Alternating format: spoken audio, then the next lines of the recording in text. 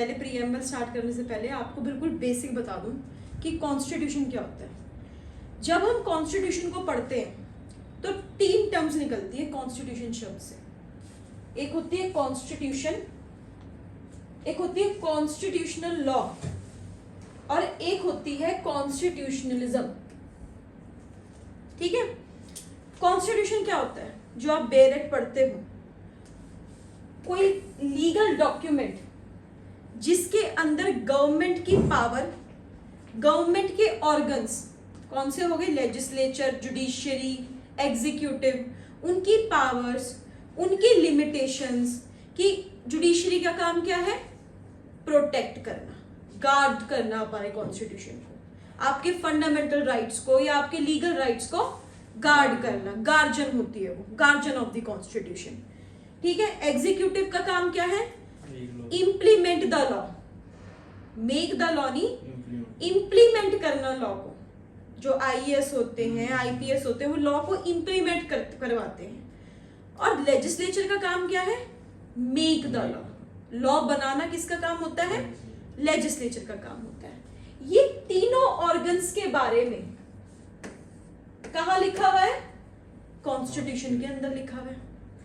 Constitution के अंदर ही इनकी पावर्स कितनी है, इनके ऊपर लिमिटेशंस क्या क्या है, इनको किस फील्ड में काम करना है, कितनी एज होनी चाहिए सीजीआई की, अगर आपको सुप्रीम कोर्ट का जज बनना है उसकी कितनी उम्र होनी चाहिए, अगर आपको हाई कोर्ट का जज बनना है उसकी कितनी उम्र चाहिए, अगर आपको प्रेसिडेंट बनना है तो प्रेसिडेंट का काम क्या है, आपको प्राइम मिनिस्टर बनना है तो प्राइम मिनिस्टर को कौन रिमूव कर सकता है, आपको चीफ मिनिस्टर बनना है तो चीफ मिनिस्टर किसको बेसिकली अकाउंटेबल है। ये सारी बातें कहाँ लिखी गई है? कॉन्स्टिट्यूशन में। तो अगर आपसे पूछे व्हाट इज कॉन्स्टिट्यूशन, आप क्या कहोगे? कॉन्स्टिट्यूशन एक लीगल डॉक्यूमेंट है और कॉन्स्टिट्यूशन के अंदर बेसिकली गवर्नमेंट को बताया गया है। व्हाट इज गवर्नमेंट डिफाइन नहीं, आप ये कह सकते हो व्हाट इज गवर्नमेंट, गवर्नमेंट के बारे में बताया गया है, उसके ऑर्गन्स में क्या पावर है, उसके ऑर्गन्स का क्या फंक्शंस है, वो सारी चीजें समझाई गई हैं कॉन्स्टिट्यूशन के अंदर। That is called constitution. ये एक सुप्रीम लॉ ऑफ लैंड है। जितने भी लॉ हैं उन्होंने अपनी पावर कहां से ली है? कॉन्स्टिट्यूशन से ली है। सबसे पहले भारत का संविधान बना, उसके बाद बाकी के लॉज बने। मतलब आईपीसी वगैरह तो पहले से बन चुका था, but the thing is that सब कहीं ना कहीं अबाइड बाय किससे हैं, किसको बेसिकली उनको किसके अगेंस्ट वो नहीं जा सकते? कॉन्स्टिट्यूशन के अगेंस्ट नहीं जा सकते। दे हैव टू वर्क जो कॉन्स्टिट्यूशन में लिखा है उसके अकॉर्डिंग ही। जुडिशियरी को काम करना है जो कॉन्स्टिट्यूशन में लिखा है, एग्जीक्यूटिव को काम करना है जो कॉन्स्टिट्यूशन में लिखा है, और लेजिस्लेचर को कैसे काम करना है? जो कॉन्स्टिट्यूशन में लिखा है उसे कहते हैं कॉन्स्टिट्यूशन। जो आपकी बैरेक्ट होती है, बैरेक्ट में जो भी रूल, रेगुलेशन, फंक्शन, जो भी कुछ लिखा होता है, उस लीगल डॉक्यूमेंट को हम क्या कहते हैं? Constitution of India. क्लियर है यहां तक? अब आप आ जाओ मैम, जब हम कॉन्स्टिट्यूशनल लॉ वर्ड आ गया उसका मतलब क्या होता है? जब हम इस लीगल डॉक्यूमेंट को इंटरप्रेट करते हैं, इंटरप्रेट कैसे करेंगे? जब हम इसको इन डेप्थ समझते हैं। इंटरप्रिटेशन कौन करता है? इंटरप्रिटेशन करना किसका काम है? जज का काम है। जज क्या करता है?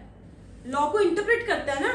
जो लिखा हुआ होता है एक्ट में उसको इंटरप्रेट कौन करता है? जुडिशियरी करती है। कौन करेगी? जुडिशियरी करेगी। तो जब हम इस डॉक्यूमेंट को इंटरप्रेट करेंगे, और इंटरप्रेट कौन करेगा? जुडिशियरी करेगी। इंटरप्रेट करके जो हम समझेंगे उसको हम क्या कहेंगे? कॉन्स्टिट्यूशनल। ठीक है, जैसे फॉर एग्जाम्पल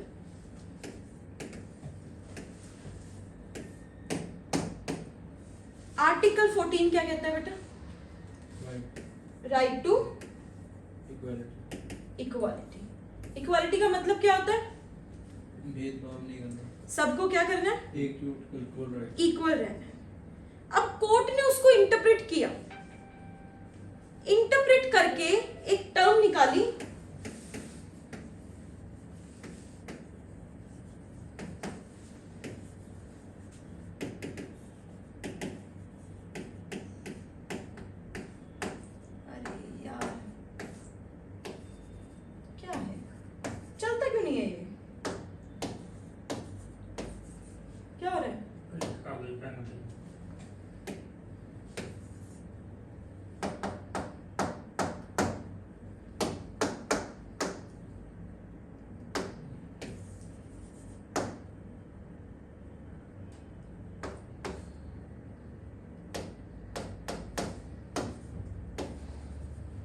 क्लासिफिकेशन। हमने क्या टर्म समझा, रीजनेबल क्लासिफिकेशन। रीजनेबल क्लासिफिकेशन का मतलब क्या होता है बेटा, दो कॉन्सेप्ट होते हैं, एक होता है इक्वालिटी बिफोर लॉ, एक होता है equal protection of law. Equality before law क्या कहता है, लॉ की आइज में एवरीबडी इज इक्वल, चाहे आप हो, चाहे खुशप्रीत है, चाहे लवप्रीत है, एवरीबडी इज इक्वल। अगर आप मर्डर करोगे तो आपको भी वही सजा मिलेगी, अगर ये भी उसी तरीके का मर्डर करेगा इसको भी वही सजा मिलेगी, अगर वो जुर्म करता है मर्डर का तो उसको भी वही सजा मिलेगी। चाहे यहाँ पे देश का प्रधानमंत्री बैठा हो उसको भी उसी जुर्म की वही सजा मिलेगी, except the privilege which is mention under constitutional law. अगर कॉन्स्टिट्यूशन में कोई प्रिविलेज मेंशन है प्रेसिडेंट को या प्राइम मिनिस्टर को, उन प्रिविलेज को हटा के लॉ की आइज में एवरीबडी इज इक्वल, इसे कहते हैं इक्वालिटी बिफोर लॉ। प्रिविलेज हटाई नहीं जा सकती, उनको मतलब वो जो प्रिविलेज है उनके अलावा जो है फिर उनको इक्वली ट्रीट किया जाएगा। प्रिविलेज है कि आप जो है प्रेसिडेंट के खिलाफ कोई क्रिमिनल प्रोसीडिंग नहीं इनिशिएट कर सकते, वो प्रिविलेज तो कॉन्स्टिट्यूशन ने दे रखी है, वो कैसे हटाएंगे हम, बट हम सिविल प्रोसीडिंग इनिशिएट कर सकते हैं, उसका प्रोसीजर गिवन है, कैसे कर सकते हैं, समझ गए। तो बेसिकली इक्वालिटी बिफोर लॉ का मतलब ये होता है, बट हमने दूसरा कॉन्सेप्ट है equal protection of law. Equal protection of law का मतलब होता है in eyes of law everybody is equal, ये तो हमने पढ़ा equality before law. Equal protection of law का मतलब है equal treatment in equal circumstances. आपके हालात कुछ और हैं, उसके हालात कुछ और हैं। आप अभी क्लैट की प्रिपरेशन कर रहे हो तो आपको जुडिशरी के पेपर में थोड़ी ना बिठाने की एलिजिबिलिटी होगी। If he is a judiciary aspirant, वो क्लैट में थोड़ी ना वापस जाएगा, according to the circumstances equally treat किया जाएगा। फॉर एग्जाम्पल एक बाउंड्री है, ठीक है, मैंने क्या कहा, मैंने दो बच्चों को कहा कि ये बाउंड्री है, आप इस बाउंड्री के बाहर जो है मैच देख सकते हो, आप दोनों को मैं अलाउ करती हूँ। अब पता लग गया करण की जो हाइट है एज कंपेयर टू लवप्रीत वो लंबी है, करण को इजीली मैच विजिबल हो रहा है बट लवप्रीत को नहीं हो रहा, तो हम क्या करेंगे, इक्वल करने के लिए हम लवप्रीत को स्टूल प्रोवाइड करेंगे। जब मैं लवप्रीत को स्टूल प्रोवाइड करूंगी तो लवप्रीत को वो मैच इजीली दिखने लग जाएगा, उसे कहते हैं equal treatment in equal circumstances. वो इज असली इक्वालिटी होती है, that is the real equality. अगर मैं आपको उस समय पे लवप्रीत को स्टूल ना प्रोवाइड करती तो लवप्रीत के साथ क्या होता, मैच नहीं देख पाता, तो उसके साथ होता क्या, इनइक्वालिटी होती। तो मैंने इक्वालिटी करने के लिए क्या प्रोवाइड किया, स्टूल प्रोवाइड किया। इसी को कन्वर्ट कर दो, इंटरप्रेट करके समझो, reservation.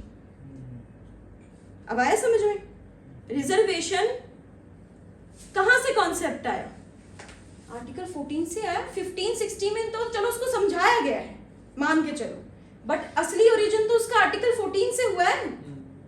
What is reservation, reservation क्यों दी जाती है, इक्वालिटी प्रोवाइड करने के लिए, to provide the equality in the society and to maintain the welfare state हम रिजर्वेशन देते हैं। दैट इज द रीजन हम रिजर्वेशन प्रोवाइड करते हैं। उस टाइम पे, उस हालात में the condition of the womens और childrens were not uplifted, they were not uplifted. उनको अपलिफ्ट कराने के लिए हमने कई स्टेट्स में विमेन्स को भी स्पेशल रिजर्वेशन दी है, कई स्टेट्स में हमने जनरल कैटेगरी रखी है, SC ST रखी है, आपके OBCs रखे हैं। क्यों रखे हैं? टू अपलिफ्ट देम, ताकि, क्योंकि they should be treated equally according to the circumstances. Getting my point? Yes. अब ये हमें कैसे पता लगी बात? जब हमने इंटरप्रिटेशन करी, जब जुडिशरी ने क्या करा, इन दोनों प्रिंसिपल को Interpret. इंटरप्रेट किया, और इस इंटरप्रिटेशन को हम क्या कहेंगे? Constitutional. कॉन्स्टिट्यूशनल। अब तीसरा टर्म आ जाओ, कॉन्स्टिट्यूशनलिज्म। कॉन्स्टिट्यूशनलिज्म का मतलब होता है गवर्नमेंट जो है वो एब्सोल्यूट नहीं है। गवर्नमेंट किसके अधीन काम करेगी, किसके अकॉर्डिंग काम करेगी? Constitution.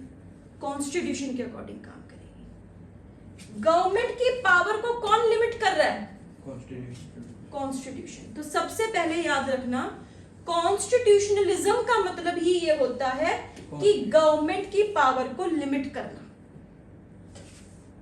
दूसरा एक और मतलब होता है, डीपेस्ट फिलॉसफी जो होती है कॉन्स्टिट्यूशन की, philosophy, deepest philosophy. Deepest philosophy क्या हो गया बताओ? प्रीएम्बल में सारी डीपेस्ट फिलॉसफी है। Democracy, rule of law, secularism, socialism, inter relationship between fundamental right and DPSPs, ठीक है, आपका फ्री एंड फेयर इलेक्शन, क्या है ये? कॉन्स्टिट्यूशन के फाउंडेशन प्रिंसिपल है, डीपेस्ट फिलॉसफी है कॉन्स्टिट्यूशन की। Separation of power, deepest philosophy है कॉन्स्टिट्यूशन की, जिसके ऊपर क्या बेस्ड है? पूरा कॉन्स्टिट्यूशन बेस्ड है। उसको हम क्या कहेंगे? कॉन्स्टिट्यूशनलिज्म। अब समझ में आ गया तीनों टर्म का। कॉन्स्टिट्यूशन क्या है? एक लीगल डॉक्यूमेंट है कॉन्स्टिट्यूशन, जो एक सुप्रीम लॉ ऑफ लैंड है। कॉन्स्टिट्यूशन के अंदर गवर्नमेंट और उसकी ऑर्गन्स की पावर और उसके ऑर्गन्स के फंक्शंस डिफाइन है। अगर आपसे पूछेगा व्हाट इज कॉन्स्टिट्यूशन, तो आपको बस ये कहना है, it is a legal document which is a supreme law of land and all the government rules or organs or functions are mentioned under the constitution. अगर आपसे कोई पूछे constitutional law, तो आपको बस बताना है the interpretation of the constitution is called as constitutional law and the interpretation is done by judiciary. अगर आपसे कोई पूछे constitutionalism क्या है, तो आपको क्या बताना है? Limit the power of the government is called constitutionalism, and when we study the deepest philosophy of the constitution, it will be called as constitutionalism. बता दोगे अगर आंसर आया तो? Yes, ma'am. क्लैट का इंपॉर्टेंट टॉपिक है ये, even judiciary का भी। क्लियर है ये दोनों? Yes, ma'am. समझ आ गया? Yes, ma'am. क्लैट की आइडियोलॉजी सिर्फ समझना है, reasoning, legal reasoning you have to improve, you have to understand its meaning. रटना नहीं है, इसका मतलब समझना है। ओके? ठीक है। कितने मिनट की होगी?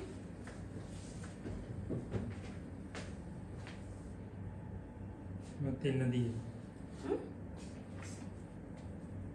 नहीं, 13 मिनट। हाँ जी। Now come to preamble.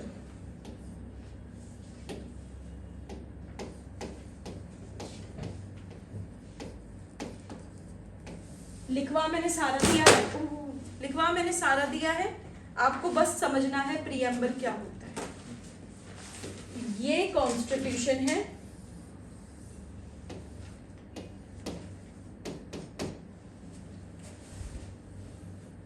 और कॉन्स्टिट्यूशन में आने से पहले आपको ये पढ़ना है, इसको हम क्या कहेंगे?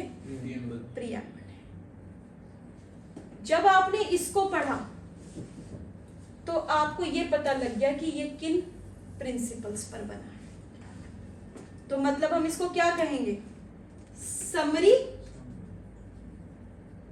Of the constitution. एक और शब्द यूज कर सकते हैं, एब्स्ट्रैक्ट ऑफ द कॉन्स्टिट्यूशन। एक और शब्द यूज कर सकते हैं, philosophy of the Constitution. Constitution. One more term we can use, Identical. Objectives of the Constitution. Constitution. और बताओ क्या यूज कर सकते हैं, Identical. Identity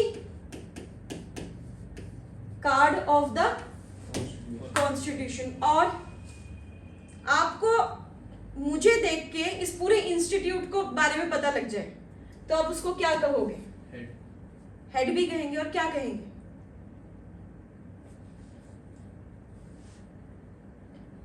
Basic structure. नहीं, बेसिक स्ट्रक्चर भी प्रियम्बल से ही कहीं ना कहीं रिलेट है, बट बेसिक स्ट्रक्चर तो चलो एक अलग कॉन्सेप्ट हो गया। Abstract, summary, philosophy, objective, identity card, और शब्द निकालो। It contain aspiration of the constitution, it contain ideals of the constitution, और it is a Detail. Detail. Detail नहीं हो सकता, डिटेल तो ये है बेटा, it is the nutshell, nutshell of the constitution. और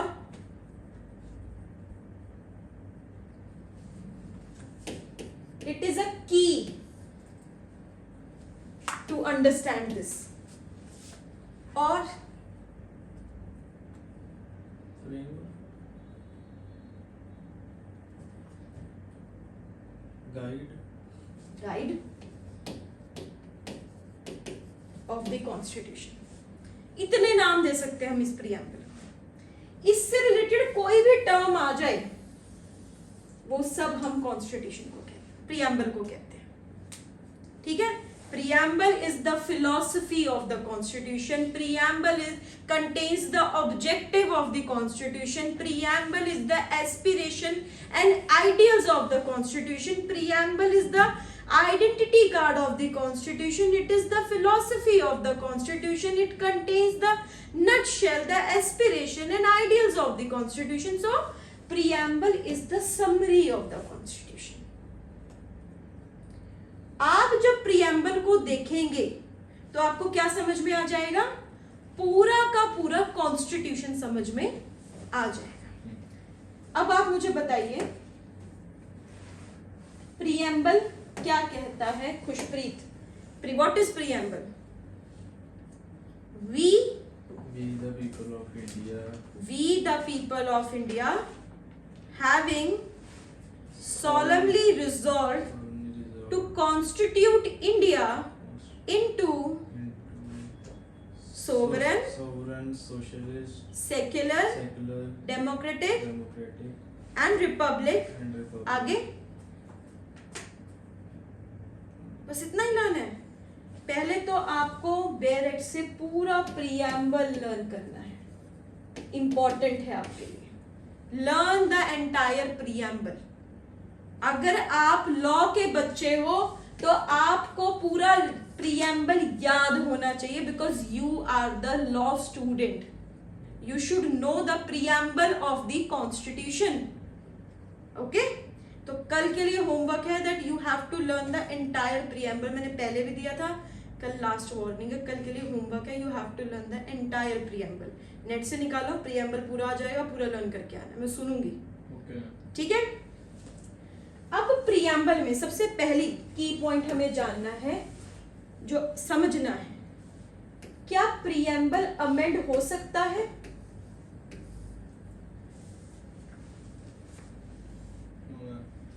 अमेंडमेंट आर्टिकल 368 में अमेंडमेंट का प्रोसीजर दे रखा है।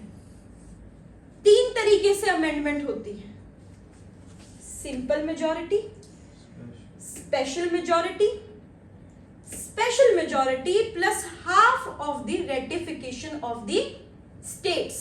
वो मैं समझाऊंगी जब मैं अमेंडमेंट आप लोगों को अलग से पढ़ाऊंगी टॉपिक। अब मुझे बताओ, क्या प्रीएम्बल को अमेंड करा जा सकता है? Yes.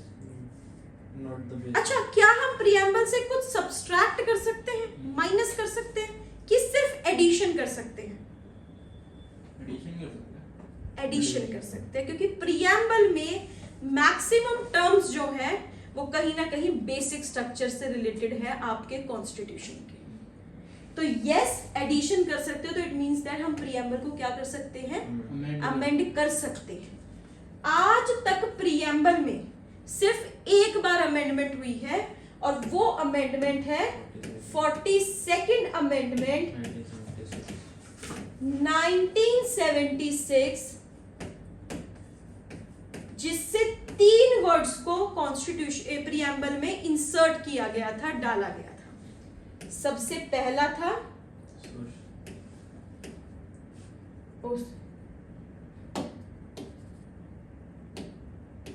सोशलिस्ट, दूसरा था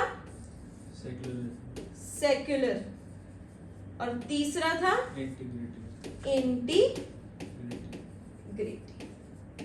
हमेशा ये 3 वर्ड्स आपको याद करने हैं। Secular, sovereign and integrity, in 3 terms को 42nd अमेंडमेंट के द्वारा आपके कॉन्स्टिट्यूशन में इंसर्ट करा गया। तो यस, प्रीएम्बल अमेंड हो सकता है, कर सकते हैं, लेकिन हम क्या नहीं अमेंड कर सकते? Basic structure. बेसिक स्ट्रक्चर नहीं अमेंड कर सकते। तभी तो हमने कहा कि हम कुछ माइनस नहीं कर सकते। माइनस करेंगे तो क्या खराब हो जाएगा? Basic structure. Basic structure. Basic structure क्या होता है बेटा? जब एक घर बनता है तो घर पे क्या सबसे पहले हम क्या करते हैं? नींव बनाते हैं, उसकी नींव बनाते हैं ना। तो वो नींव को हम इतना मजबूत करते हैं कि ताकि घर हिले ना। तो वो नींव जो है उसको हम कहते हैं बेसिक स्ट्रक्चर। इसको हम बोलते हैं बेसिक स्ट्रक्चर। और इस स्ट्रक्चर के ऊपर क्या पूरा डिपेंड है? कॉन्स्टिट्यूशन। समझ रहे हो? तो आप कभी क्या नहीं ला सकते? घर की नींव नहीं ला सकते। ऐसे ही कॉन्स्टिट्यूशन का बेसिक स्ट्रक्चर हिला दोगे तो सारा क्या हो जाएगा? कॉन्स्टिट्यूशन हिल जाएगा। और वो बेसिक स्ट्रक्चर क्या है? Democracy, Republic form of government, parliamentary form of government, rule of law, socialism, secularism, integrity, unity, fraternity, justice, equality, liberty, freedom of religion, all about your basic structure of the Indian constitution, जिसके ऊपर ये पूरा चल रहा है। इसको हिला दोगे तो ये खराब हो जाएगा। तो आप क्या लिखोगे? Yes, you can amend the constitution, but you cannot amend the basic structure of the Indian constitution. आप हाँ प्रीएम्बल को अमेंड कर सकते हो, इवन आप कॉन्स्टिट्यूशन को भी अमेंड कर सकते हो, प्रीएम्बल को भी कर सकते हो, बट आप क्या नहीं अमेंड कर सकते? बेसिक स्ट्रक्चर को आप कभी अमेंड नहीं कर सकते। और ये लाइन कौन से केस में कही थी? That case is Kesavananda Bharati versus state of Kerala. कब का जजमेंट है ये? 1973। इसका ईयर याद रखना है, क्योंकि ये कॉन्स्टिट्यूशन का सबसे इंपॉर्टेंट और लैंडमार्क रूलिंग है, one of the most important ruling of Indian constitution. Clear? Yes ma'am. समझो, जिस दिन ये समझ लिया ना सब्जेक्ट, उस दिन सारे सब्जेक्ट समझ में आ जाएंगे, याद रखना। इसलिए आपको इतनी आराम आराम से पढ़ा रही हूं। सुप्रीम लॉ ऑफ लैंड है ये, बताया ना मैंने। ये समझ में आ गया? सब कुछ इंटर रिलेटेड है इससे, इससे बाहर आप जा ही नहीं सकते कभी। ओके, दूसरा आपका क्या आ गया? क्या प्रीएम्बल कॉन्स्टिट्यूशन का पार्ट है?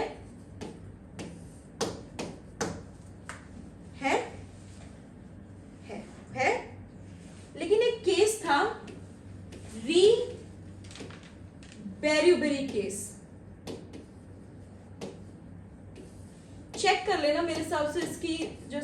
कोटेशन है वो 1960 का केस है, एक बार इसको चेक कर लेना, मेरे हिसाब से 1960 का ही है, ठीक है। री बेरीबेरी वाले केस में ये बोला गया प्रीएम्बल जो है वो कॉन्स्टिट्यूशन का पार्ट नहीं है, नो, बिग नो, नहीं है। बट केशवानंद भारती ने इस केस को रिजेक्ट कर दिया कि ये गलत है। प्रीएम्बल क्या है? पार्ट है कॉन्स्टिट्यूशन का। क्लियर? Yes ma'am. री बेरीबेरी में क्या हुआ था? नहीं है। बट इस व्यू को किसने रिजेक्ट किया? केशवानंद भारती ने। क्या बोला कि इनका व्यू जो है वो बिल्कुल गलत है और प्रीएम्बल क्या है? वो पार्ट है कॉन्स्टिट्यूशन का। अच्छा, ये वर्ड री क्यों यूज किया जाता है? दोबारा पूछ रही हूं, why we use this word री? प्रेसिडेंट देता है ये जो री वर्ड यूज होता है ये अकॉर्डिंग टू आर्टिकल 143 में एडवाइजरी जुरिस्डिक्शन है सुप्रीम कोर्ट का, जिसमें स्पेलिंग ठीक कर लेना बच्चों, ठीक है।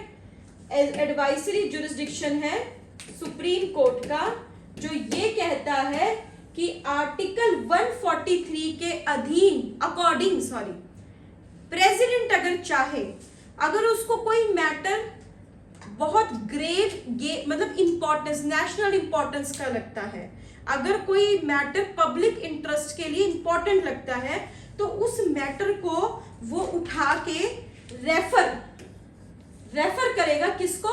सुप्रीम कोर्ट ऑफ इंडिया को, और सुप्रीम कोर्ट उस पे क्या करेगा? एडवाइस देगा। क्या देगा? एडवाइस देगा। अच्छा, सबसे पहला सुप्रीम कोर्ट इंडिया में कौन सी स्टेट में बना था? अभी तो सिर्फ एक ही सुप्रीम कोर्ट है, बट पहले इंडिया में, अब तो कहाँ है सुप्रीम कोर्ट? दिल्ली में। पहले सबसे पहला सुप्रीम कोर्ट कहाँ बना था? कैलकटा में।